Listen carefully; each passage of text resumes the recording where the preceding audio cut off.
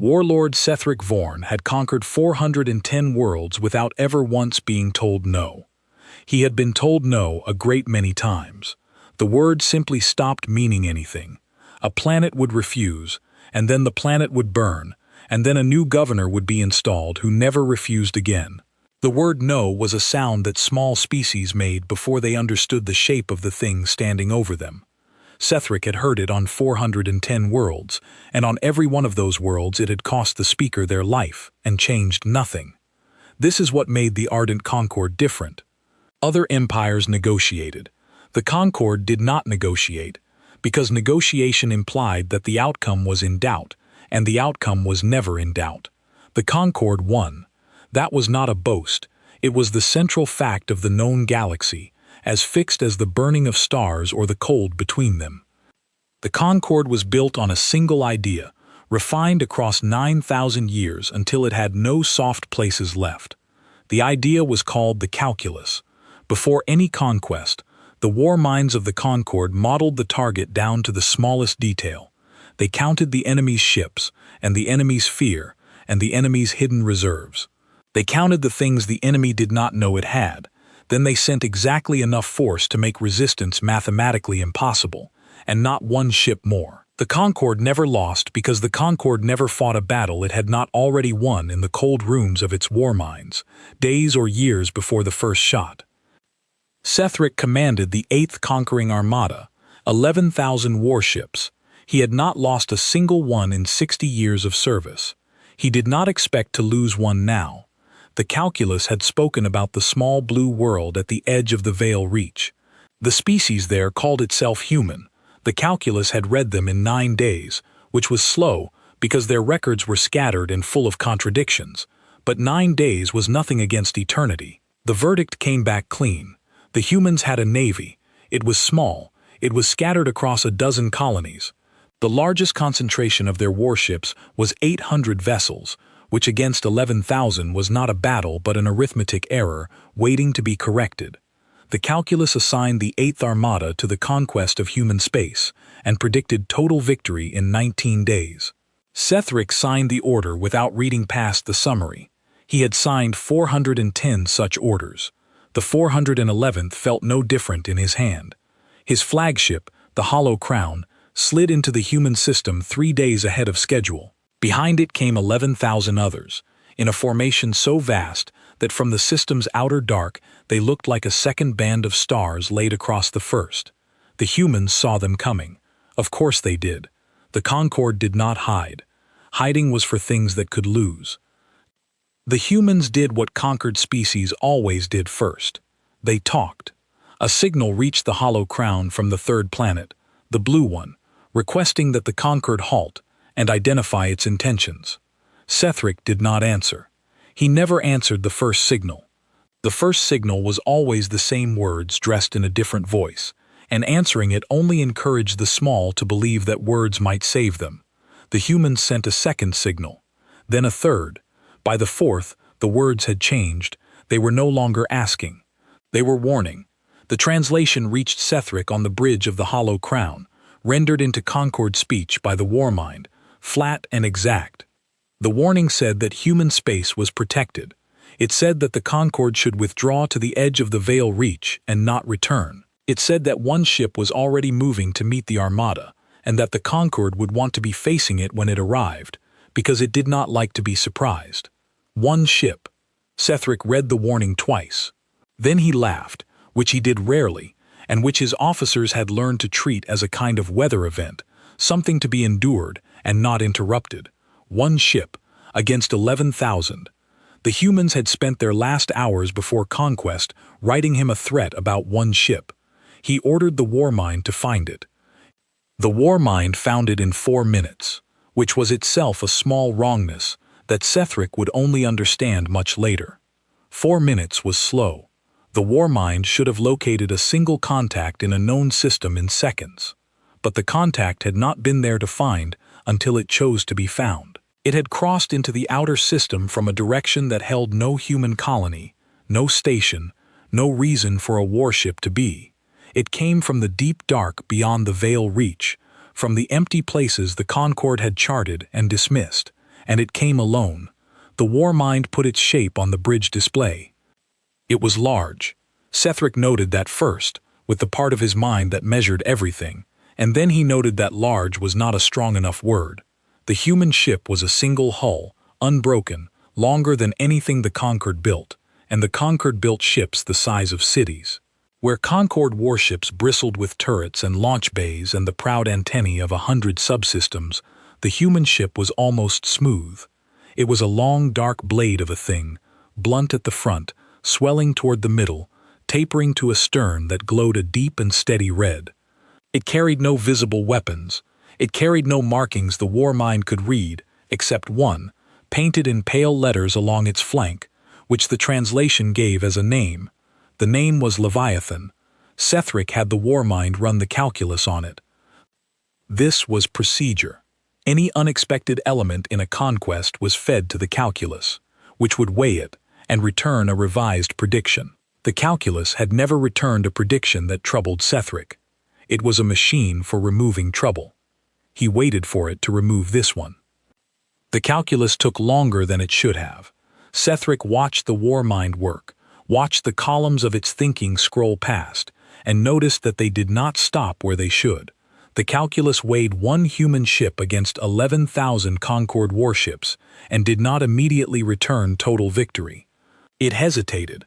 A machine that had not hesitated in 9,000 years hesitated for 11 full seconds, and then it returned a number Sethric did not understand. The number was a question mark. The calculus did not use question marks. It did not have a symbol for uncertainty, because uncertainty was the thing it had been built to abolish. And yet there it was on the bridge display, a mark the war mind had been forced to invent, hanging in the air where a prediction of victory should have been. Sethric ordered the war mind to run it again. It ran it again. The question mark returned. The war mind, in its flat and exact voice, reported that it could not model the human vessel because the human vessel did not fit the inputs the calculus knew how to take. Its mass was wrong for its size. Its power signature was wrong for any drive the Concord understood. And there was a third wrongness, which the war mind reported last, and which it could not explain. The human ship was reading the Concord's signals. All of them. Not just the open hails, but the locked command channels, the war mind's own internal traffic, the encrypted streams that no species outside the Concord had ever even detected. The Leviathan was listening to the Armada think. Sethric had spent 60 years learning to trust the calculus more than his own fear. The calculus had never been wrong, so when the calculus answered with a question mark instead of a victory, the correct response, the trained response, was caution. But Sethric had also conquered 410 worlds, and somewhere in those 60 years, the trust had hardened into something else. It had become certainty, and certainty does not feel like a decision. It feels like seeing. He looked at the question mark, and he did not see a warning. He saw a flaw in his machine, a piece of grit in a perfect engine, the first thing in 60 years that the calculus had failed to handle. And underneath that, quieter, he saw a single human ship that had been arrogant enough to come alone, and 410 worlds of habit told him exactly what to do with arrogance. He ordered 400 ships forward to destroy it. 400. It was a contemptuous number, and he chose it on purpose. He did not send the Armada. He did not even send a tenth of the Armada. He sent 400 ships, which was the entire navy the calculus said the humans could muster at their strongest colony, and he sent them against the single ship as a message. The message was that the humans had threatened him with one vessel, and he would answer with the exact size of their whole fleet, and he would do it without slowing the rest of his advance toward the blue world by even 1 minute. The 400 ships peeled away from the 8th Armada and accelerated toward the Leviathan. The Leviathan did not change course. It did not raise shields the war mind could detect. It did not power weapons, because as far as the war mind could tell, it had no weapons to power. It simply continued forward, alone, into the path of 400 warships that had together reduced 11 worlds to slag, and it did this with the unhurried steadiness of something that had done it many times before. On the bridge of the Hollow Crown, the war mind spoke again, unprompted, which it was not supposed to do. It had finished a fresh analysis of the Leviathan's hull, deep scanning the long dark blade for the seams and joints that every warship has, the places where a hull is welded together from sections built in different yards. It reported its finding in the same flat voice it used for everything. The Leviathan had no seams. It was not built from sections. The entire hull, every measured kilometer of it, had been grown or cast or formed in a single piece, which was impossible because no yard in the galaxy was large enough to hold it. Sethric filed this away with the mass that was wrong, and the power that was wrong, and the listening that should not have been possible, and he watched his 400 ships close on the single human vessel, and for the first time in 60 years, a small cold thought moved across the back of his mind, like the shadow of a bird across a field. The thought was that the calculus had not been hesitating because it was broken. The calculus had been hesitating because it was right. The 400 ships reached the Leviathan in 11 minutes. Sethric watched from the hollow crown, 8 light minutes back, which meant he was watching the past. Everything on the display had already happened.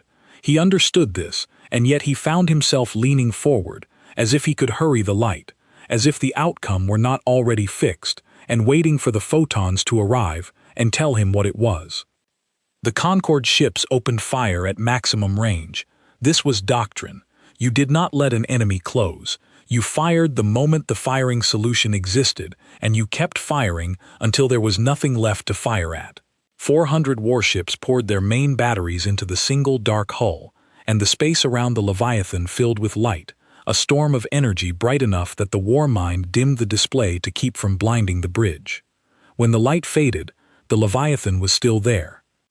It had not dodged. It had not raised any shield the war mind could see. The energy had simply arrived at the dark hull and stopped, the way water stops at the edge of a stone, and the hull had taken all of it and continued forward unmarked. The war mind reported the impact figures in its flat voice. The 400 ships had delivered enough energy in that first salvo to crack a planet's crust. The Leviathan had absorbed it, and its hull temperature had risen by 4 degrees. 4 degrees. Sethric had seen ships shrug off a salvo before. The Concorde built tough hulls. But a Concorde battleship that took a hit like that would be venting atmosphere and bleeding light from a dozen wounds, and it would be screaming for the formation to cover it while it limped clear. The Leviathan was not wounded. It had not noticed. It moved into the second salvo the way a person walks into rain. The second salvo did nothing. The third did nothing. By the fourth, the Concorde ships had closed to knife range, the range at which the calculus said no hull in the galaxy could survive sustained fire, and they wrapped the Leviathan in a sphere of warships and burned it from every angle at once. The display was a solid ball of light. Sethric could not see the human ship inside it. For a moment, he allowed himself to believe that this was the end of it, that the wrongness had been an instrument error, that 400 ships were doing what 400 ships had always done. Then the Leviathan answered. It did not fire a weapon. The war mind was very clear on this point afterward, in the cold report it filed, because the war mind needed to be clear about it, or it could not make sense of anything. The Leviathan did not fire. There was no beam, no missile, no projectile, nothing the war mind could classify as a discharge. The Leviathan simply decided that the ships around it should stop existing, and they stopped existing. That is not how the war mind phrased it. The war mind did not have the concept. What the war mind reported was that at a single instant, with no detectable energy transfer, 60 Concorde warships ceased to register on any sensor. Not destroyed. Destroyed leaves debris, heat, the long cooling glow of a dying ship. These ships left nothing. One instant they were there, hammering the dark hull with everything they had, and the next instant the space where they had been was empty and quiet, as if they had never been built, as if the yards that made them had never opened. Sethric counted. 60 gone. Then, 3 seconds later, 60 more. Then 60 more. The Leviathan was working through the sphere around it at a steady, unhurried rhythm, 60 ships every 3 seconds, the way a person might pick stones out of a field, bending and lifting and tossing aside, in no particular hurry, with no particular effort, because there was a great deal of field and the day was long. The Concorde ships broke. This was the part Sethric could not stop watching and could not forgive himself for, because they were his, and they broke, and he had taught them never to. The remaining ships of the 400 stopped firing and tried to flee. They scattered in every direction, full burn, drives glowing white with the strain, and it did not matter. The Leviathan did not chase them. It did not need to. Wherever a Concorde ship ran, the same thing happened to it that had happened to the others. 60 here, 40 there. The last lonely stragglers one by one, until the field was clear and the day's work was done, and the Leviathan was alone in empty space exactly where it had started, having moved perhaps a single ship length the entire time. 400 warships. 11 minutes from first fire to last. The Leviathan's hull temperature had risen 9 degrees and was already falling. The bridge of the Hollow Crown was silent. Sethric became aware that his officers were not looking at the display. They were looking at him.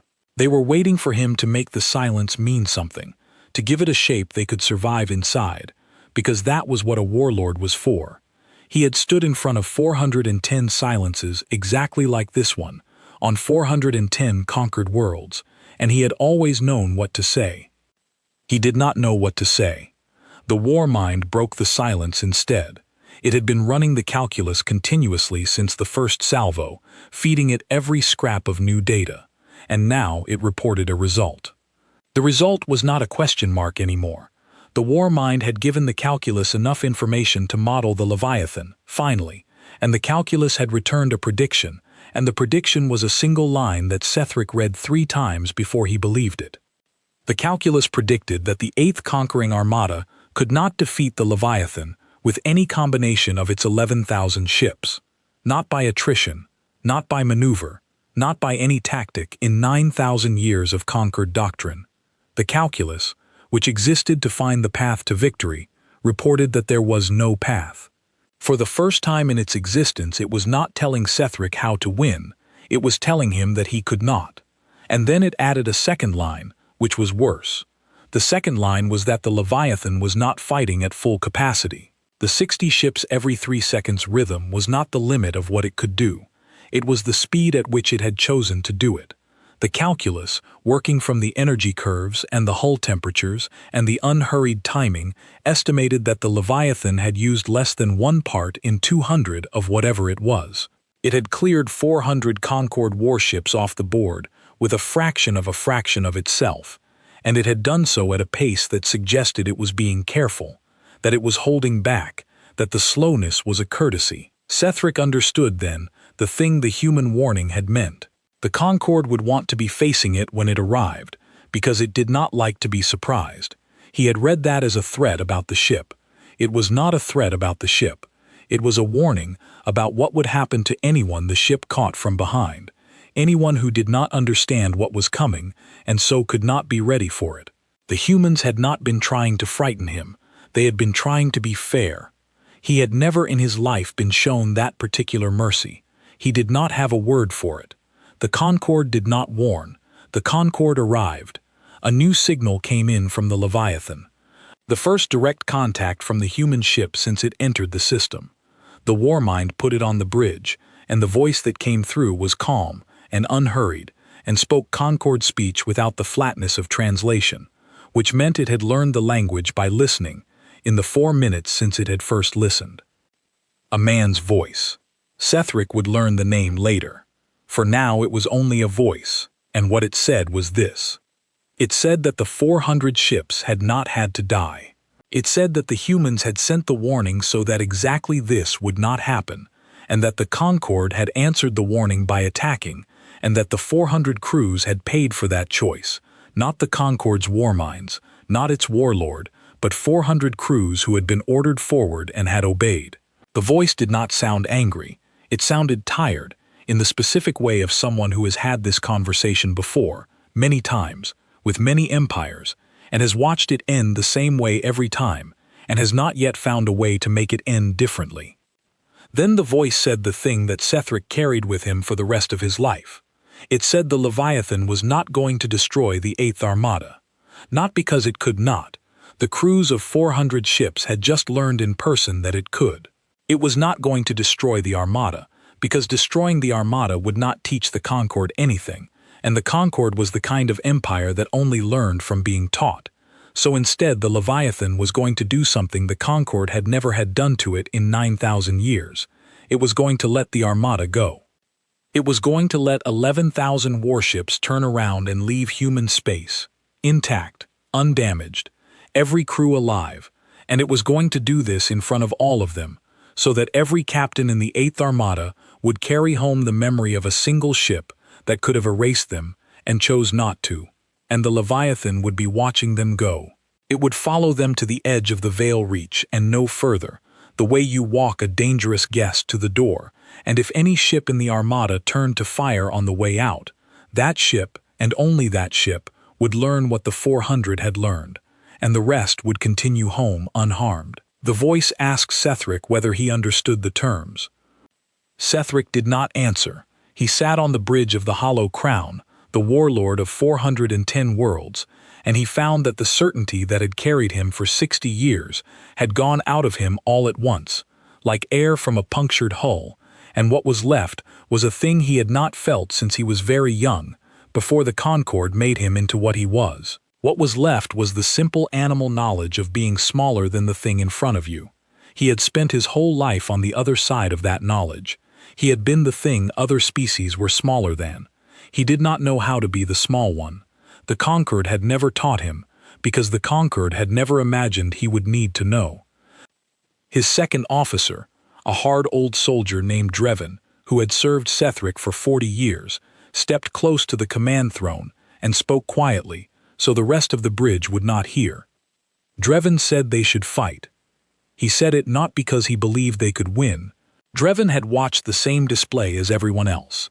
He said it because the Concord did not surrender, and a warlord who let his armada be walked to the door like a guest was a warlord who would not survive the journey home, who would be torn down by his own officers before the fleet reached Concord space, because the Concord ate its weak.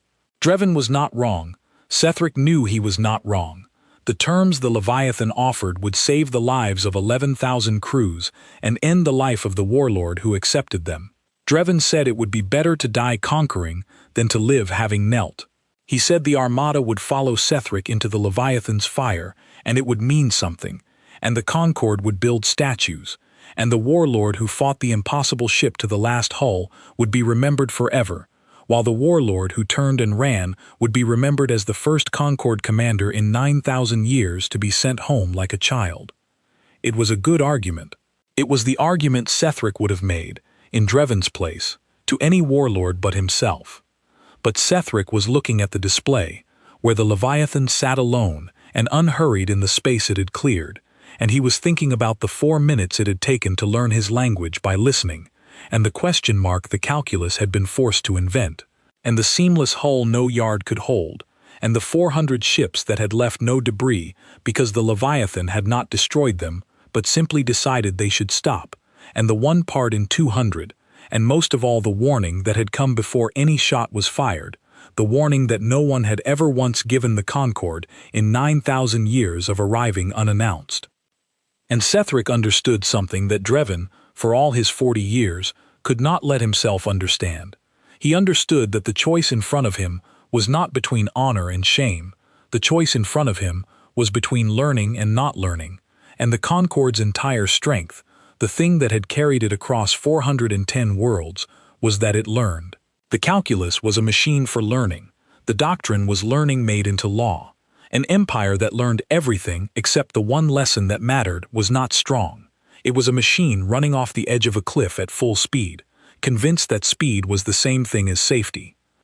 The Leviathan was offering the Concord the one lesson it had never been taught, and every instinct Drevin had, every instinct the whole Armada had, was screaming at them to refuse it, to die rather than learn it, because learning it meant admitting that 9,000 years of never being told no had not made them strong, it had made them blind. Sethric turned to the Warmind and asked it one question. He asked it what the Leviathan was.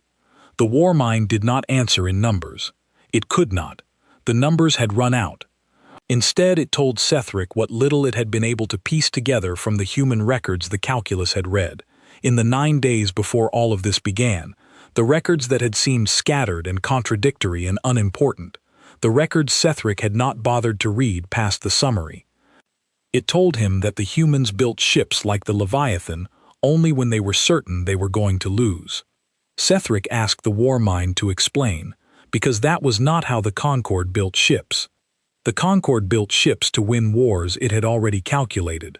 It did not pour its strength into a hull unless the hull was needed, and a hull was needed only when victory was in doubt, and victory was never in doubt. The idea of building a thing like the Leviathan when you were certain you would lose made no sense inside the calculus. Certainty of loss meant you did not build. It meant you negotiated, or fled, or knelt. It did not mean you built a single ship longer than a city and sent it out alone. The war mind explained as best it could from the records. The humans, it said, had a history the Concord had read and dismissed as superstition because it did not fit the calculus. In that history there was a pattern that repeated across every dark age the species had ever lived through. When a human community decided it was going to be destroyed, when the math was beyond argument and the end was certain and there was no path to survival that any rational mind could find, a particular kind of human did not negotiate or flee or kneel. A particular kind of human, instead, decided to build something that would make the destroyer remember the cost, not to win.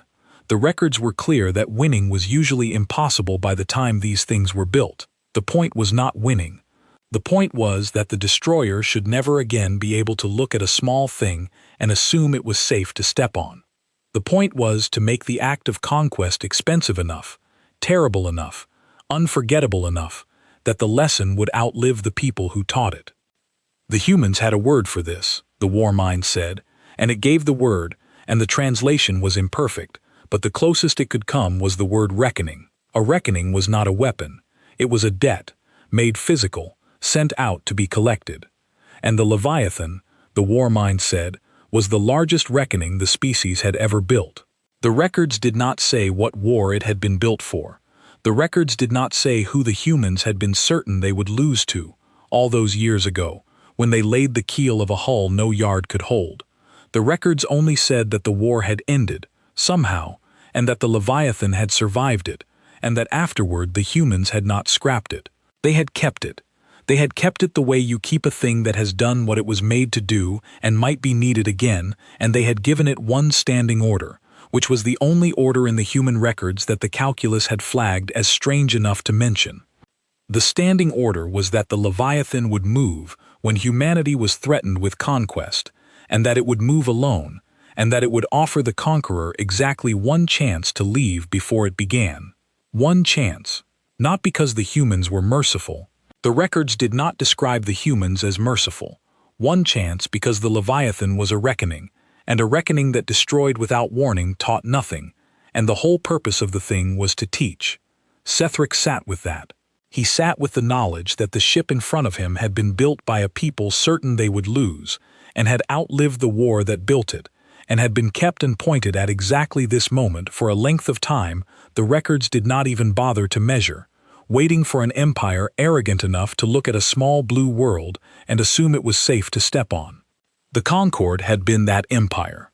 The Concord had walked 410 times into rooms exactly like this one, and 410 times the small thing on the far side of the room had been small. And the 411th time the small thing had been the Leviathan, and the calculus had not warned him, because the calculus had no way to know that a single hull could be the reckoning of an entire species, because nothing in 9,000 years of Concord experience had ever been anything but exactly as large as it looked. Drevin was still at his shoulder, waiting, his hard old face set in the certainty that they would fight. The whole bridge was waiting. 11,000 ships were waiting, strung out across the dark in the formation of a conquest, their captains watching their displays and seeing the same impossible thing Sethric saw, and every one of them was waiting for the warlord to tell them what it meant. Sethric thought about the 400 crews who had left no debris. He thought about how they had run at the end, scattering in every direction with their drives glowing white, and how the running had not helped them, and how he had taught them never to run, and they had run anyway, because some part of them, in the last seconds, had understood what their warlord had not. They had understood that they were small. They had learned it 11 minutes before he did, and it had cost them their lives to learn it, and now he was being offered the same lesson for free, and Drevin wanted him to refuse it and pay in full instead. He looked at Drevin. He looked at the oldest soldier he had, the one who had followed him across 40 years and 100 conquests and had never once questioned an order until this one, and who was questioning this one not out of fear, but out of a kind of love, the love of a soldier for the empire that made him, the desperate need for the empire to be what he had always believed it was. Sethric said one word to Drevin, and it was a word he had heard 410 times and never once said himself, the word that small species made before they understood the shape of the thing standing over them, and it had never meant anything until he said it, and now it meant everything. He said no. He said no to the fight. He said no to the statues, and the last hull, and the warlord remembered forever for dying well. He said no to 9,000 years of doctrine that called learning a virtue, right up until the moment learning required him to admit he was not the largest thing in the room. He said no, the way the 410 worlds had wanted to, and could not. And he was the first Concord commander in the history of the Empire to say it, and he said it to his own second officer on the bridge of his own flagship while 11,000 warships waited to be told what kind of empire they were going to be. Drevin stepped back. His face did not change, but something behind it did, and Sethric could not tell whether it was contempt or relief or the simple shock of a man watching the world rearrange itself. The old soldier said nothing. He returned to his station, and he stood very straight, and he waited, like everyone else, to see whether the warlord's no would hold. Sethric turned to the war mind and gave the order. He ordered the 8th Conquering Armada to come about. He ordered 11,000 warships to break formation, abandon the conquest of human space, and turn for the edge of the Veil Reach and home. He ordered them to do it without firing, to keep their weapons cold the entire way, and he told them, in a fleet-wide signal that every captain heard in his own voice, that any ship that turned to fire on the Leviathan would do so alone and would die alone, and that the Concord would not avenge it, because the Concord had been given one chance and was taking it. Then he sent a single word back to the Leviathan, in answer to the question of whether he understood the terms. He sent yes. The 8th Armada turned for home, and the Leviathan came with it. Sethric had expected the human ship to follow at a distance, the way a guard escorts a prisoner, close enough to threaten and far enough to react. The Leviathan did not do that. It took up a position directly off the Hollow Crown's flank, a few ship lengths away, close enough that on the bridge display it filled half the sky, the long dark blade of it sliding through the dark, in perfect step with the flagship, matching every course change, before Sethric gave it, as if it could hear the orders forming in his mind before they reached his mouth. It probably could. The war mind reported that the Leviathan was still listening to all of the Armada's traffic, the open and the locked alike, and had not stopped since the moment it entered the system. There was nothing the Concord could say to itself that the Leviathan did not hear. There was no order Sethric could give that the human ship did not already know. He commanded 11,000 warships, and not one of them could keep a secret from the single hull riding off his flank. It was the most naked Sethric had ever felt. The Concord had spent 9,000 years being the one who saw and was not seen, who arrived unannounced, who read the enemy down to the things the enemy did not know it had. Now he was the one being read. The Leviathan knew his Armada better than he did, and it had not used that knowledge to destroy him. It was using it only to make sure he kept his word. The journey to the edge of the Veil Reach would take 9 days. The same 9 days the calculus had spent reading the humans. Sethric had a great deal of time, and nothing to do with it but think, and the thinking was not kind to him. He thought about the 410 worlds. He had never thought about them before, not really, not as anything but a number that proved he was good at his work. Now, with the Leviathan riding off his flank, and the certainty bled out of him, he thought about them one at a time, and he found that he could not. There were too many. He could not even remember most of their names. He had reduced 410 worlds full of living things to a number he was proud of, and he could not name a tenth of them, and somewhere on the far side of those 410 silences there had been 410 people standing where he was now standing, looking up at the shape of the thing over them, saying the word no into a void that did not care. He had been the void. Now something had stood over him, and instead of being a void, it had given him a warning and a choice, and 9 days to think, and the difference between what he had done to 410 worlds and what the Leviathan was doing to him was so total that he could not hold both ideas in his head at the same time without something in him beginning to come apart. On the third day, Drevin came to him. The old soldier had been quiet since the bridge, doing his work, saying nothing, and Sethric had let him be, because there was nothing to say that the Leviathan would not hear. But on the third day Drevin came to the command throne, and he did not lower his voice, because he had understood that lowering it was pointless, and he spoke plainly to his warlord in front of the bridge and the human ship both. Drevin said he had been wrong. He said it had taken him 3 days to understand it, and he was ashamed it had taken that long. He said that on the bridge he had wanted to fight, and he had wanted it because the alternative was unbearable, because the alternative meant the Concord had been wrong about itself for 9,000 years, and he had not been able to bear that, and so he had reached for the fight the way a man reaches for a wall in the dark. But 3 days of watching the Leviathan ride off their flank, 3 days of the human ship knowing everything and doing nothing with it but keeping its word, had taught him what the warlord had understood in a single moment on the bridge. Drevin said he understood now that the no Sethric had given him was not the warlord kneeling. It was the warlord seeing.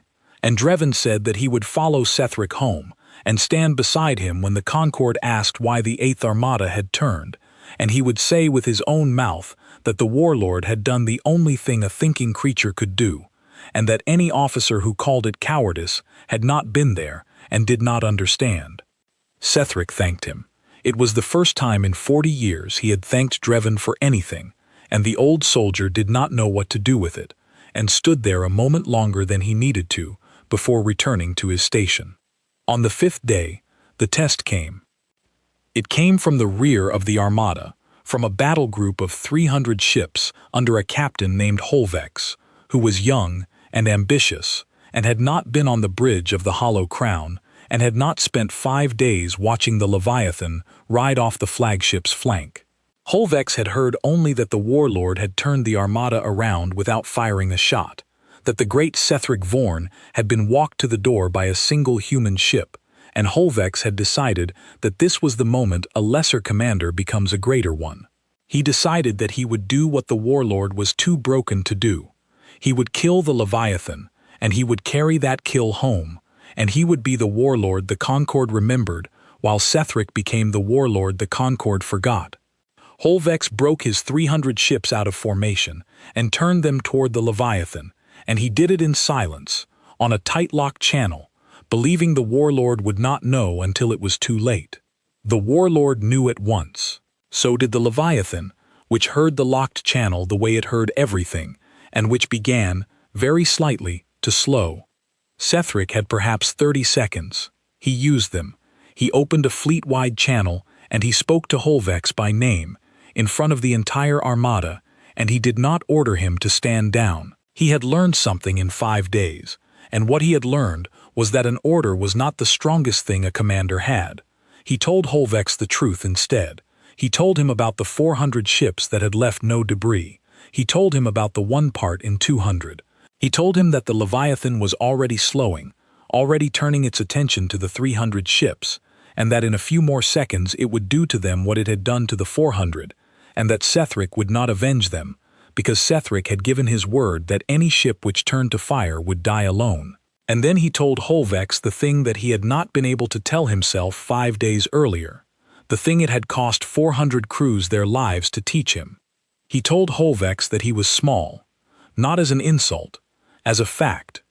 He told the young captain that the feeling rising in him right now, the certainty that he could do what the warlord could not, the seeing that feels like truth, was the exact feeling Sethric had felt on the bridge when he sent the 400 forward, and that the feeling was a lie, the oldest lie the Concord told itself, the lie that being the largest thing in 410 rooms meant you would be the largest thing in the next one. He told Holvex that the next room had the Leviathan in it, and that the Leviathan was riding off the flagship's flank not because it needed to, but because it was being patient, and that patience from a thing that could erase you was the most dangerous mercy in the galaxy, and Holvex was about to spend it. Holvex's 300 ships were 11 seconds from firing range. Sethric did not order them back. He let Holvex choose, because the Leviathan had let him choose, and he had finally understood that the choice was the whole point, that an empire which could only be commanded and never convinced was an empire that would walk off the same cliff forever. He gave Holvex the truth, and the seconds, and nothing else, and he waited, and the bridge of the Hollow Crown was silent, and the Leviathan slowed a fraction more, and turned, just slightly, the long dark blade of it shifting to face the 300 ships that were deciding whether to die. Holvex pulled up. He did it at the last possible instant, 8 seconds from firing range, and he did it badly. His 300 ships scattering out of their attack run in a ragged mess that would have shamed him on any other day, but he pulled up. He turned his battle group away from the Leviathan and back toward the formation and the long road home, and on the fleet-wide channel he said nothing, because there was nothing a young captain could say after that, and Sethric let the silence be his, because the silence was a mercy too, and Sethric was learning how to give those now.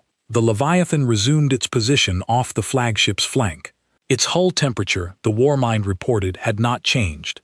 It had been ready to clear 300 ships off the board, and it had felt nothing, expended nothing, and then it had stood down with the same indifference, because the 300 ships had been a choice, and the choice had gone the right way, and that was all the Leviathan had ever wanted. That night, alone in his quarters, Sethric did a thing he had not done in 60 years. He went back into the human records, the ones the calculus had read and dismissed, and he read them himself, not the summary, all of them. He read about the wars the humans had lost, and there were many, more than the Concord had ever lost, because the humans lost wars constantly, and the Concord had never lost one at all. He read about the Dark Ages, the famines, the times the species had nearly ended itself. He read about how small they were, how short their lives, how badly built their bodies, how little they should have survived. And then he read about the reckonings, the things they built when they were certain they would lose, and he began to understand the pattern the calculus had been unable to model. The Concord had never lost a war, and so the Concord had never learned the one thing that losing teaches. It had never learned what it costs to be the small thing in the room. The humans had been the small thing in the room 10,000 times, and they had carried that knowledge in their bones, and out of that knowledge they had built ships like the Leviathan, ships designed by people who knew exactly what it felt like to look up at something enormous and say no into the void. The Concord built its strength on never having been there. The humans built theirs on never having left. That, Sethric understood at last, was the question mark the calculus had been forced to invent. The calculus could model strength.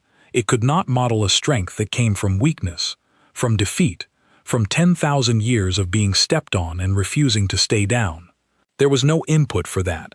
There was no number. The Leviathan was a machine built out of every war the humans had ever lost, and the Concord, which had lost none, could no more comprehend it than a thing that had never been cold could comprehend fire. He sat with the records until the false dawn of the ship's cycle, and when he finally rose he found that the warlord who had signed 410 conquest orders was not entirely there anymore. Something had replaced him. He did not yet know what it was. But it was awake, and it was reading, and for the first time in 60 years it was not certain of anything, and the not being certain did not feel like weakness. It felt, strangely, like being alive. On the 6th day, the Leviathan spoke to him again. It was the same calm voice that had offered the terms in the human system, the voice that had learned Concord speech by listening, and it came to Sethric privately, on a channel the Warmind confirmed no other ship in the Armada could hear, which was its own small wonder, because the Leviathan that heard every locked channel in the fleet could also speak through walls the fleet did not know it had. The voice asked Sethric a question. It asked him why he had turned the Armada around. Sethric thought the answer was obvious. He said that he had turned around because the Leviathan would have destroyed the Armada if he had not. The voice said that was not why, and that Sethric knew it was not why, because the Armada had been destroyable for 9 days, and the Leviathan had not destroyed it, and a warlord who only turned around to avoid destruction would have turned around and then waited for the first chance to strike from a distance, and Sethric had not done that. Sethric had told his own captain the truth at the cost of looking weak. Sethric had let Holvex choose. Sethric had gone back into the records and read all of them. None of that was the behavior of a creature avoiding destruction. So the voice asked again, more gently, why he had really turned the Armada around. Sethric was quiet for a long time. The Leviathan, which was patient, waited. And then Sethric told the human ship the thing he had not said to Drevin, or to the bridge, or even fully to himself, because saying it made it real. He said he had turned the Armada around because for the first time in 60 years he had been shown a thing he could not be larger than, and instead of erasing him for the crime of being small, it had given him a warning and a choice and 9 days to think. He said no one had ever done that for the 410 worlds he had conquered. He said he had been the void those worlds shouted into, and he had not known it was a crime, because the Concord did not have a word for it, and now a single ship had stood over him and refused to be the void, and the refusal had taught him more in 9 days than the calculus had taught him in 60 years. He said he had turned the Armada around because he wanted to be the kind of thing that stood over a small world and refused to be the void. He did not know yet how to be that thing. The Concord did not make creatures like that. But the Leviathan had shown him it was possible, that a thing could be enormous and merciful at once, that strength and the open hand were not opposites, and once he had seen it he could not unsee it, and once he could not unsee it he could not point 11,000 warships at a blue world ever again. The voice was quiet a while. Then it said that this was the answer it had been waiting 9 days to hear, and that most empires never reached it, and that the ones who did not reach it did not get to go home. It told Sethric that he was the first warlord in a very long time to understand the lesson without having to be destroyed by it, and that the understanding was the whole reason the Leviathan existed, the reason a dying people had built it and kept it and pointed it at exactly this moment across a span of years the records did not measure. The Leviathan was not built to win. It was built to teach one thing to whoever came to step on the small world, and the one thing was this, that the universe was full of small things that could end you, and the only safe way through it was to stop assuming you were the largest thing in the room, because someday, on some unremarkable approach to some unremarkable blue world, you would be wrong.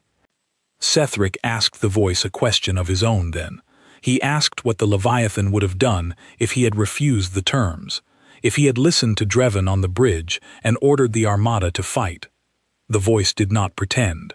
It said the Armada would have stopped existing, the way the 400 had stopped existing, 11,000 ships in something under an hour, leaving no debris, and that the Leviathan would have felt nothing doing it, and that this was exactly why the warning came first. A thing that could erase 11,000 ships without effort had to give a warning, the voice said, or it was not a reckoning at all. It was just a void with better aim. The warning was the difference between the Leviathan and the Concord. The warning was the whole of it. Sethric understood then that he had been closer to non-existence on the bridge of the Hollow Crown than he had ever been in 60 years of war, and that the thing which had saved 11,000 crews was not his courage, or his skill, or his armada. It was a single word he had never said before. It was no. He had said no to the fight, and the no had been the bravest thing he had ever done, far braver than any conquest, because it meant standing in front of his own empire and admitting he was small, and the admission had cost him everything he thought he was and given him back something he had not known he could be. The voice said one last thing before it went quiet for the night. It said that the road to the edge of the Veil Reach was 3 days more, and that the Leviathan would walk the whole of it at the flagship's flank, and that when they reached the edge it would stop, and the Armada would go home, and Sethric would have to face the Concord and explain why he had not conquered the humans. The voice said that this would be harder than any battle, because the Concord would not understand, and that some warlords who had turned around had been torn down by their own empires within a year.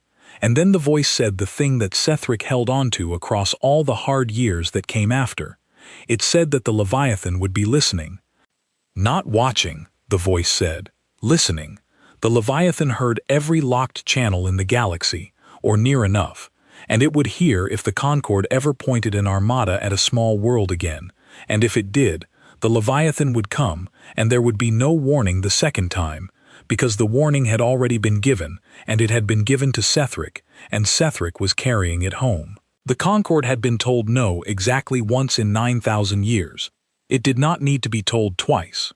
The voice said that what Sethric did with the no, whether he buried it or spread it, whether he let the Empire forget it or made the Empire learn it, was the only thing the Leviathan now cared about, and it was entirely in his small and mortal hands.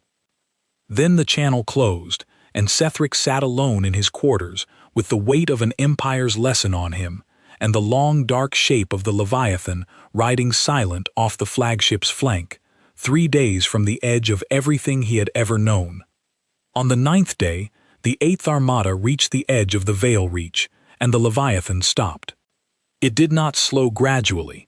One moment it was riding off the Hollow Crown's flank, matched to the flagship as it had been for 9 days, and the next it had simply halted, hanging motionless at the boundary of human space while the Armada continued past it into the long dark toward Concord territory. Sethric watched it shrink on the rear display, the long dark blade growing smaller and smaller against the stars, and he found that he did not want it to go. The Leviathan had been the most dangerous thing in his life, and it had also been the only thing in 60 years that had told him the truth, and he did not know how to feel about losing both at once.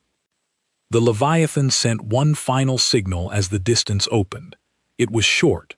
The voice that had learned Concord speech by listening said only that the terms had been kept, that no ship had been lost on the road home except the 400 who had died in the first hour by the Concord's own choice, and that the debt between the Leviathan and the 8th Armada was now settled. The voice said that what came next was not the Leviathan's to decide. It belonged to Sethric, and to the 11,000 crews who would carry the story home, and to whatever the Concord chose to do with the knowledge that it was not, and had never been, the largest thing in the galaxy. Then the signal ended, and the Leviathan held its position at the edge of the Veil Reach, and the Armada crossed out of human space and into the dark, and the long dark blade of the human ship disappeared from the rear display, and Sethric was alone, with his Armada and his lesson and the entire weight of the Concord waiting somewhere ahead. The journey to Concord space took 4 more days. Sethric spent them preparing, because he understood that the hardest part of this was not behind him. The Leviathan had been a danger he could see. The Concord was a danger he could not, a thing of cold rooms and war mines and warlords who had also never been told no, and they would not understand what had happened at the Blue World, and they would not want to. The story Sethric carried home was a story that broke the central fact of the Concord, the fact that the Concord won, and an empire built on a single fact does not thank you for breaking it. He gathered his captains by signal on the 2nd day of the crossing, all 11,000 of them, every commander in the 8th Armada, on a single fleet-wide channel. He did not order them. He had learned that orders were the weakest thing he had. He told them the truth instead, the whole of it, the way the Leviathan had told it to him. He told them about the 400 ships that had left no debris. Most of them had seen it on their displays, but seeing was not the same as being told, and Sethric told them. He told them about the 1 part in 200, the fraction of itself the Leviathan had used to clear 400 warships off the board. He told them about the question mark the calculus had been forced to invent, and what it meant, that there was a kind of strength the Concord's whole 9,000 years had no way to measure. He told them about the reckonings, the things the humans built when they were certain they would lose, and how the Concord had never built one because the Concord had never lost, and how that was not a strength but a blindness. And he told them about the warning, the one chance, the 9 days, the choice the Leviathan had given him that he had never once given any of the 410 worlds he had conquered. And then he told his 11,000 captains the thing he most needed them to carry home. He told them that the Concord was going to want to forget this. He told them that the cold rooms and the war minds and the other warlords were going to take the story of the Leviathan and bury it, file it as an anomaly, a censor error, a single rogue ship that meant nothing, because the alternative was admitting that the central fact of the Empire was a lie, and empires do not survive admitting that.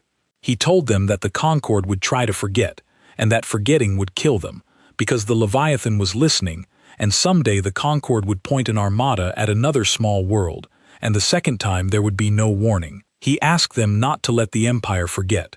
He did not order it. He asked.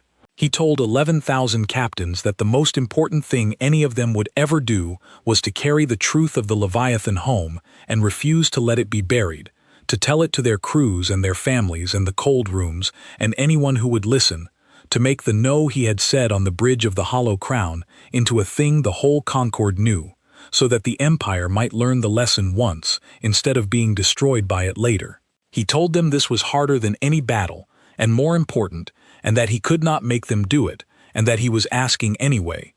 When he finished, the channel was silent for a long moment, and then, one by one, his captains answered. Not all of them, but enough. Enough captains said yes that Sethric knew the story would not die at the edge of the Veil Reach. It would cross into Concord space inside 11,000 hulls, carried by enough mouths that no cold room could ever fully bury it. Even Holvex answered. The young captain who had nearly thrown 300 ships into the Leviathan's indifference came onto the channel last, and his voice was not the voice of the ambitious commander who had wanted to be the warlord the Concord remembered.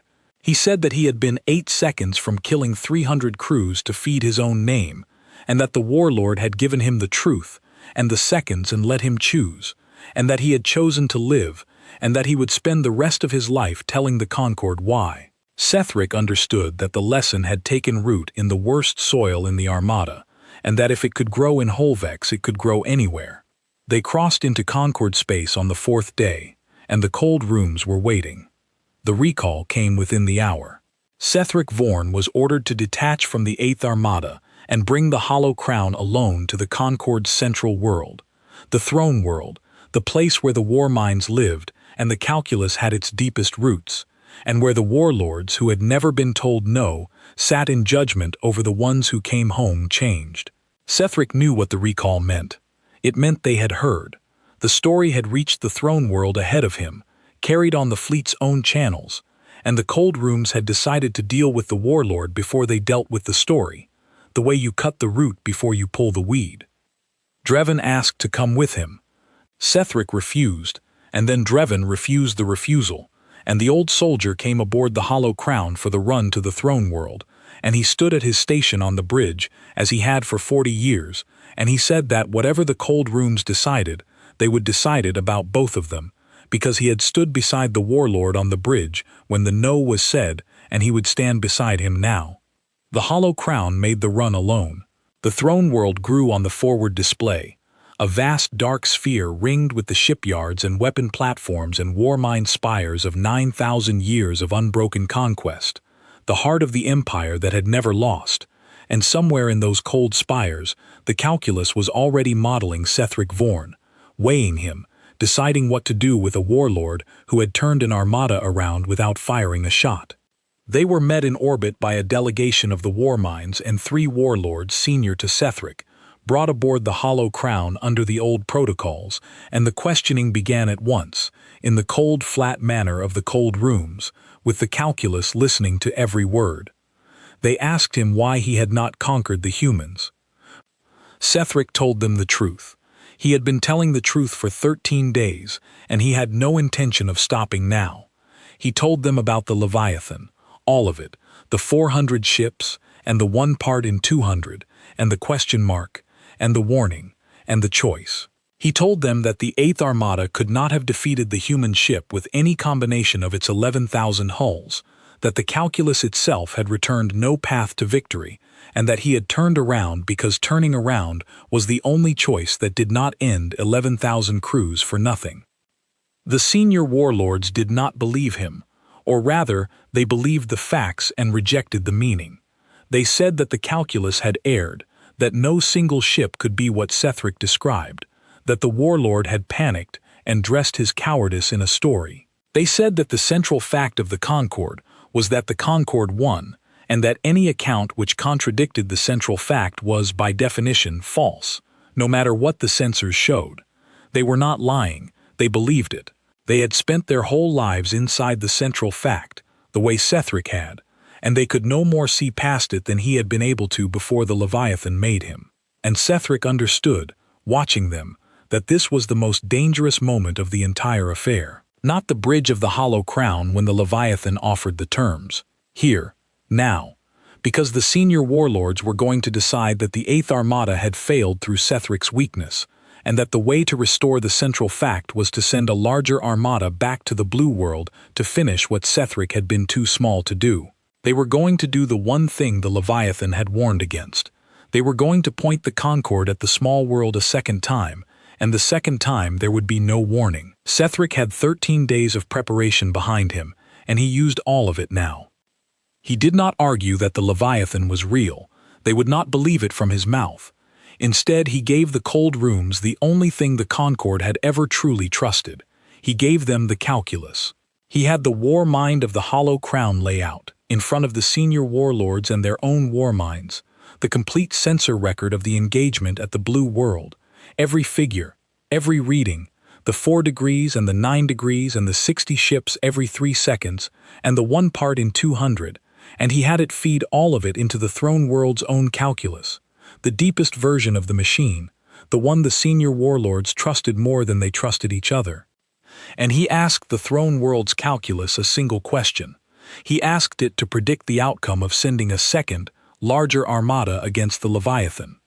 The cold rooms went very quiet while the calculus worked. It was the deepest version of the machine, and it took the engagement record and the hull readings and the energy curves, and it modeled the Leviathan with more inputs than the Hollow Crown's war mind had ever had, and it ran the prediction, and it ran it again, and it returned its answer to the assembled warlords of the Concord on the central display of the throne world itself. The answer was the question mark, the same mark the Hollow Crown's war mind had been forced to invent at the Blue World, now reproduced by the deepest calculus in the Empire, in front of the warlords who trusted it above all things. The throne world's calculus, the heart of 9,000 years of unbroken conquest, looked at the Leviathan and could not find a path to victory, and could not even find a path to a meaningful battle, and returned instead the symbol for the thing the Concord had spent 9,000 years abolishing: uncertainty, the unknown, the first no in the history of the Empire, spoken now not by Sethric, but by the machine, the cold rooms trusted more than any warlord alive. The senior warlords stared at the question mark, and Sethric watched the central fact of the Concord break in their faces the way it had broken in his, and he understood that the worst of it was over, not because they believed him, but because they believed the calculus, and the calculus had just told them the same thing the Leviathan had told him. You are not the largest thing in the room. You never were, and the only safe way forward is to stop pretending you are. The question mark did not settle the matter. Sethric had not expected it to. A machine could break the central fact, but it could not rebuild what came after, and the warlords of the Concord were not the kind of creatures who simply accepted that 9,000 years of certainty had been a wall painted to look like an open road. Some of them wanted to attack anyway. One senior warlord, a grim ancient named Kor, who had conquered more worlds than Sethric had ever seen, stood in the cold room and said that the question mark was a failure of the calculus, not a feature of the universe, and that the Concord should pour 10 armadas at the Blue World until the machine found a path, because there was always a path, because the central fact was not a belief, it was the truth, and the truth did not bend to a single anomalous hull. Sethric answered Kor, and he answered him with the thing he had learned reading the human records in the false dawn of the 6th day. He told Core that the humans had said the exact same words, 10,000 times, on 10,000 worlds, in the moments before they were destroyed. There is always a path. The truth does not bend. We are the largest thing in the room. Sethric said that the difference between the humans and the Concord was not that the humans had never been wrong. The humans had been wrong constantly, catastrophically, more often than the Concord had ever been wrong, because the humans had lost 10,000 wars. The difference was that every time the humans were wrong, it cost them everything, and so they had learned, in their bones, across 10,000 catastrophes, that the room is always larger than you think, and the safe assumption is never that you are the biggest thing in it. The Conquered had been wrong exactly once, at the Blue World, and it had not cost them everything only because the thing they were wrong about had chosen to give them a warning. Core wanted to be wrong a second time. And the second time, Sethric said, there would be no warning, because the Leviathan was listening, and it had already given the Concord the one chance it gave anyone, and it had given that chance to Sethric, and Sethric was standing in this cold room watching Core try to throw it away. Core did not yield easily. But the question mark was on the central display, and the calculus had spoken, and the cold rooms had spent 9,000 years learning to trust the calculus over their own desires, and that habit, the very habit that had made the Concord deadly, now turned against the warlords who wanted to attack. Core could rage at the question mark, but he could not bring himself to order an armada into a fight the deepest machine in the Empire said could not be won, because doing so would mean trusting his own pride over the calculus, and the Concord did not work that way, had never worked that way, would not start now. It was, Sethric realized, the final irony of the whole affair. The thing that saved the Concord from destroying itself against the Leviathan was the same cold discipline that had made it a conqueror. The Concord obeyed its calculus. The calculus said do not go, so they did not go. The machine built to win wars saved the Empire by telling it, for the first time in 9,000 years, not to fight one. The cold rooms deliberated for 9 days. Sethric and Drevin waited aboard the hollow crown in orbit over the throne world, not knowing whether they would be honored or torn down, and Sethric found that he did not greatly care which. He had done the thing the Leviathan asked. He had carried the no home, and he had refused to let it be buried, and he had stopped, at least for now, the second armada that would have ended the Concord. Whatever the cold rooms decided about him personally was small against that. He had spent 60 years caring about how the Concord would remember him. He did not care anymore. The Leviathan had cured him of it. Somewhere on the long road home, in the 9 days of riding off the flagship's flank and being known completely and not destroyed. On the 9th day, the cold rooms returned their decision, and it was not the decision Sethric had expected. They did not honor him. They did not tear him down.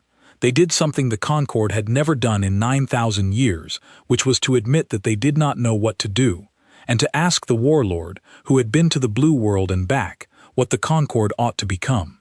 They did not phrase it as asking. The Concord did not have a graceful way to ask, but that was what it was.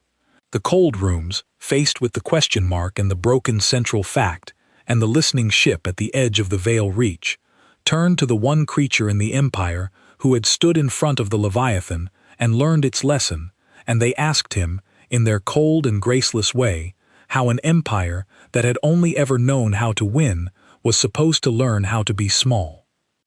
Sethric did not have a complete answer. No one could have.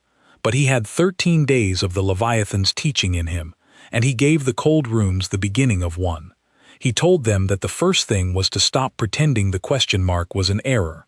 It was not an error. It was the most honest thing the calculus had ever produced.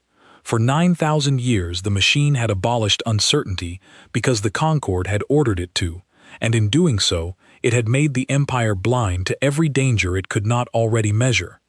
The question mark was the machine learning to see again. The Concord should keep it. The Concord should teach the calculus to use it, to mark the places where the Empire did not know, instead of pretending the Empire knew everything, because the pretending was what had nearly walked 11,000 ships into the Leviathan's indifference. And the second thing, Sethric said, was the warning. He told the cold rooms about the one chance the Leviathan had given him before it began, the warning that came before any shot was fired, and he said that this was the difference between the Leviathan and the Concorde, and it was the thing the Concorde most needed to learn. The Concorde arrived. The Concorde did not warn. The Concorde had reduced 410 worlds to numbers without ever once giving them the choice the Leviathan had given the 8th Armada.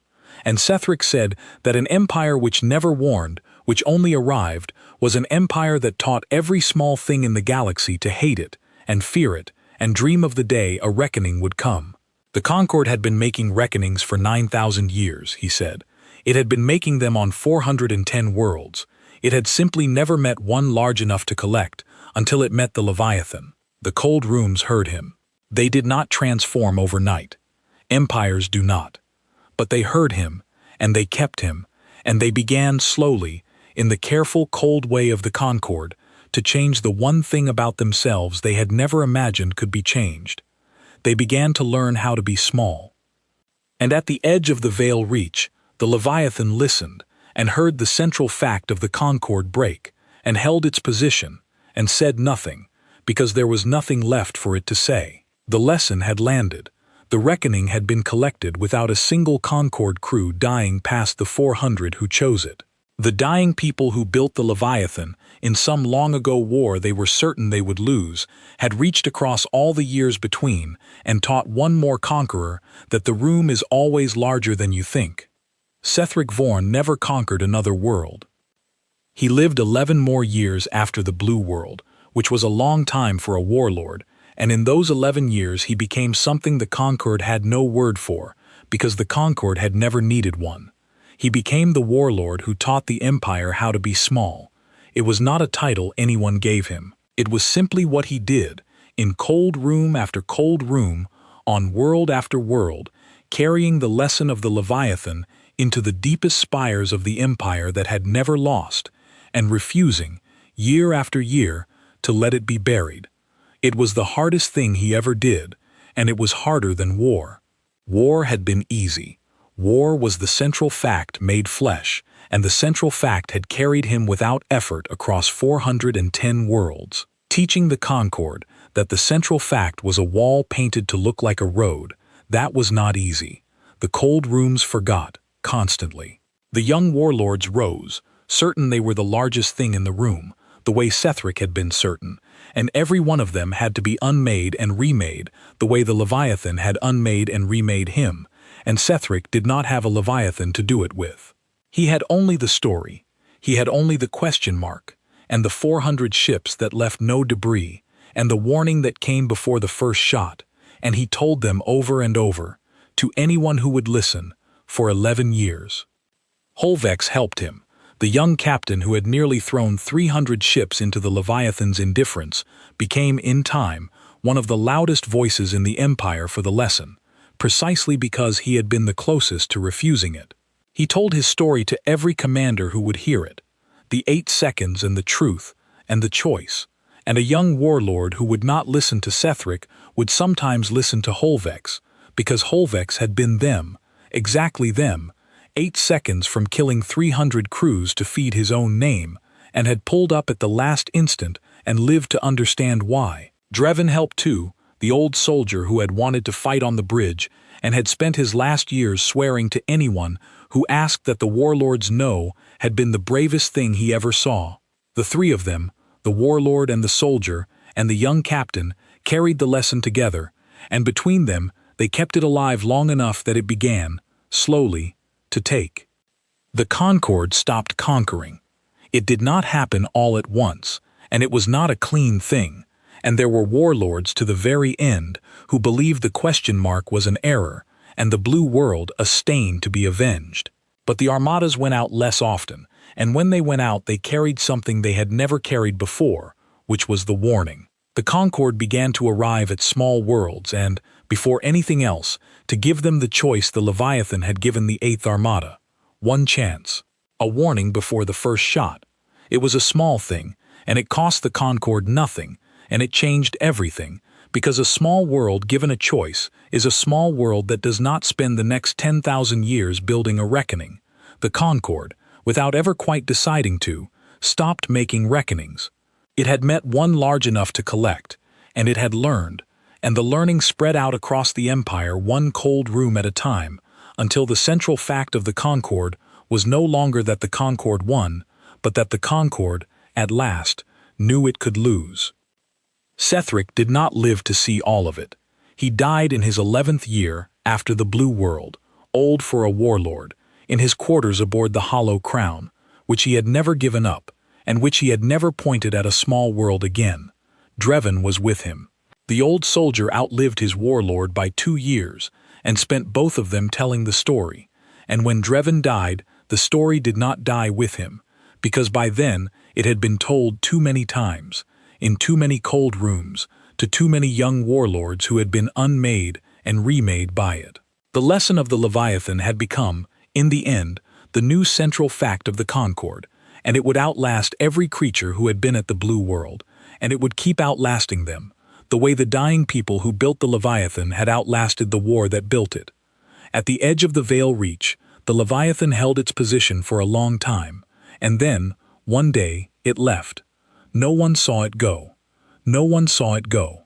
It had come from the deep dark beyond the Veil Reach, from the empty places the Concord had charted and dismissed, and it returned there, the long dark blade of it sliding out past the last charted star and into the dark that no empire had mapped, and it did not say where it was going, and it did not need to. Its work at the Blue World was done. The reckoning had been collected. The conqueror had been taught. And somewhere out in the unmapped dark, the Leviathan went back to whatever it did between the times a small world was threatened, which the records did not describe, and which perhaps was nothing, perhaps was only waiting, the long patient waiting of a thing built by people certain they would lose, kept and pointed across years, no one measured at the next empire, arrogant enough to look at something small and assume it was safe to step on. The Blue World remained free. The humans who lived there never knew how close they had come, or perhaps they knew exactly, because they had built the Leviathan and kept it and given it its standing order, and a people who do that do not do it lightly. They lived their short, badly built lives on their small blue world, at the edge of the Veil Reach, and they lost wars and survived dark ages, and nearly ended themselves and did not, the way they always had, and above them all, somewhere in the unmapped dark, the largest reckoning they had ever built waited for the next time it would be needed. There is a thing the Concord came to understand in the years after the Blue World. Slowly, the way it understood everything now, with the question mark held open instead of abolished. It came to understand what the Leviathan had actually done to it, which was not a battle at all. The Leviathan had not fought the 8th Armada. It had erased 400 ships in 11 minutes and ridden off the flagship's flank for 9 days, and stopped a young captain's 300 ships with a warlord's truth instead of its own fire, and not once in any of it had it fought. Fighting was a thing two roughly matched powers did, and the Leviathan and the Concord were not roughly matched. The word for what the Leviathan had done instead came from the human records, and it was the word the humans used for what a parent does with a child who has reached for fire. The Leviathan had corrected the Concord. It had moved the Empire's hand away from the flame, firmly, completely, with a strength that made resistance meaningless, and then let the hand go and waited to see whether the Empire had learned not to reach again. That was the thing that haunted the cold rooms most, in the long peace. Not that they had been beaten. Being beaten would have been comprehensible, a defeat they could measure and avenge. What haunted them was that they had never been in a contest at all. At the Blue World, the Concord had met a thing so far beyond it that the thing had not even bothered to consider the encounter a fight. It had simply moved their hand away from the fire and waited. The Concord had spent 9,000 years being the adult in the room.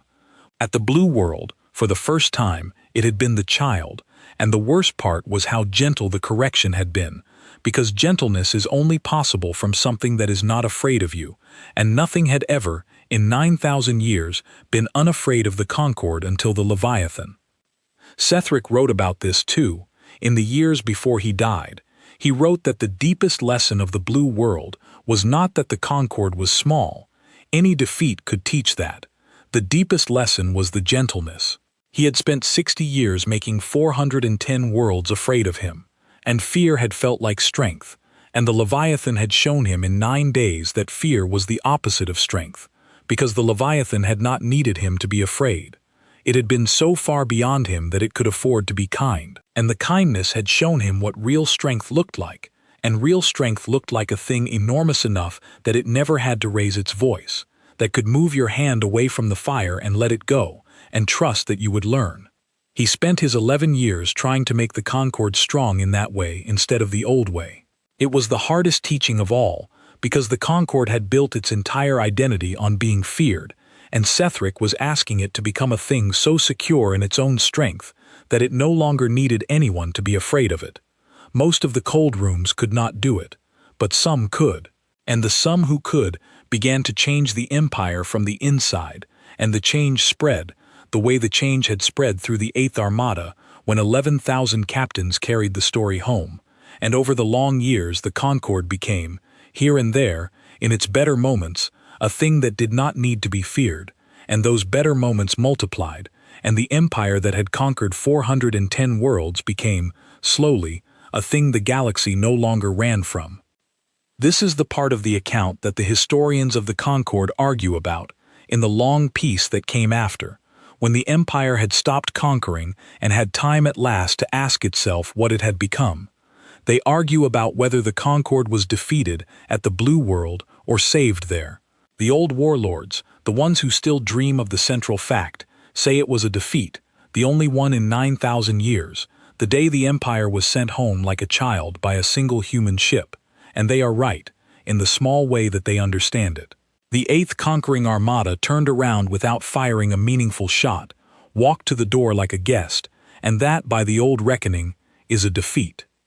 But the historians who have read all of it, the ones who have read the human records the way Sethric read them in the false dawn of the 6th day, say something else. They say the Concord was not defeated at the Blue World.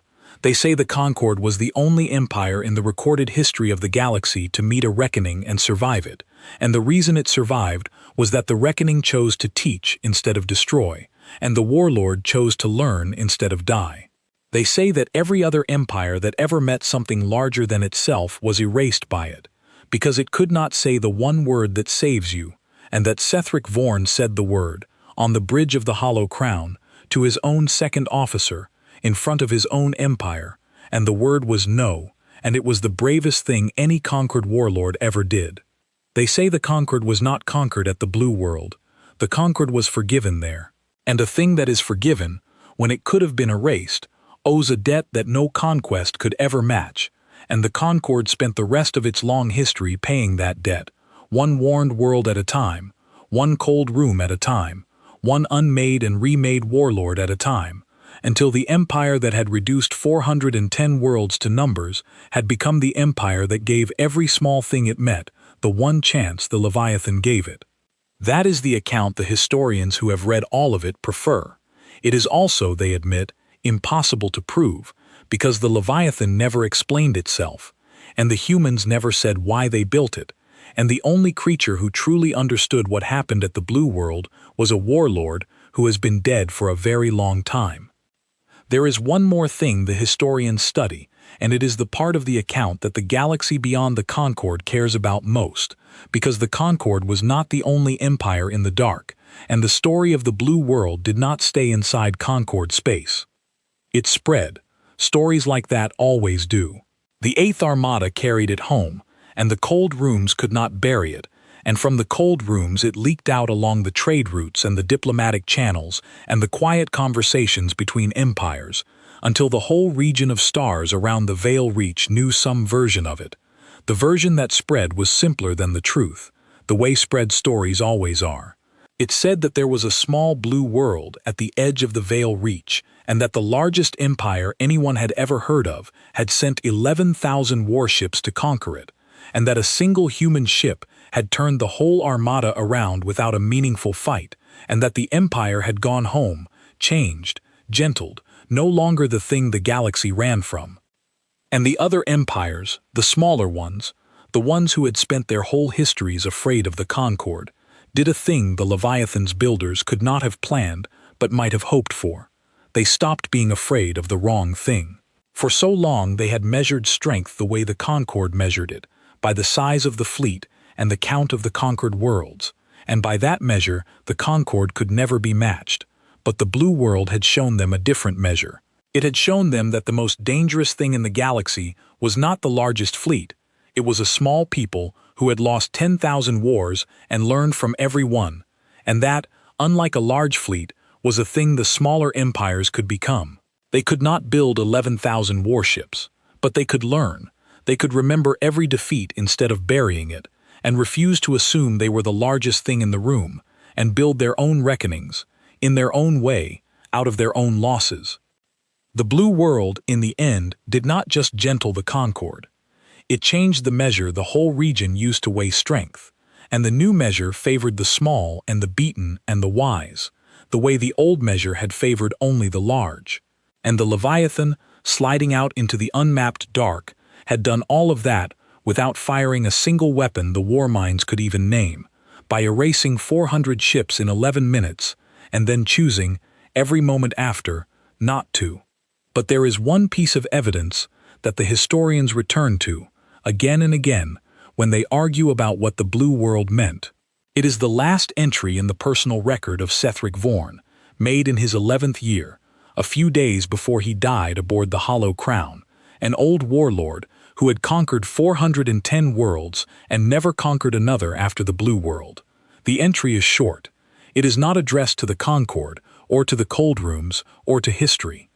It is addressed, the historians believe, to the Leviathan, though the Leviathan was long gone into the unmapped dark by then and could not have heard it, unless it was still listening, which the historians cannot rule out, because the Leviathan heard everything, and perhaps it hears still. The entry says this. It says that Sethric Vorn spent 60 years being the largest thing in 410 rooms, and that he was proud of it, and that the pride was the smallest he ever was. It says that he met something larger at the Blue World, and that for the first time in his life he was the small thing in the room, and that being the small thing did not destroy him, because the large thing chose to teach him instead, and that this was the only mercy he had ever been shown, and the only mercy worth showing. It says that he had spent 11 years trying to make the Concord into a thing that could show that mercy, and that he did not know if he had succeeded, and that he would not live to find out, and that this did not trouble him, because the Leviathan had taught him that you do not build a reckoning to win, you build it so the lesson outlives you. He said he hoped his lesson would outlive him the way the Leviathans had outlived the people who built it. And then the entry ends with a single line, which is the line the historians return to most of all, because it is the line in which an old warlord of the empire that never lost finally says, plainly and without shame, the thing the whole account is about. The line says that the most dangerous thing in the galaxy is not the largest fleet, or the deepest calculus, or the empire that has never been told no. The most dangerous thing in the galaxy is a small people who have lost 10,000 wars and learned from every one of them, who know in their bones exactly what it costs to be the small thing in the room, and who, out of that knowledge, build something enormous and merciful at once, and keep it, and point it across the years at whoever comes to step on them, not to win, but to teach. The Concord had been the largest fleet. It had the deepest calculus. It had never been told no, and at the edge of the Veil Reach, above a small blue world, it had met the thing more dangerous than all of it, and the thing had given it a warning and a choice, and the warlord had been wise enough, or frightened enough, or finally awake enough, to take it. They conquered the stars. 410 worlds, in 60 years, without ever once being told no. And then their Armada met Earth's Leviathan, and for the first time in 9,000 years, the conquerors were the small thing in the room, and they were given a choice no conqueror had ever given anyone, and the warlord who took it did not lose the galaxy. He was the first one ever to be allowed to keep it.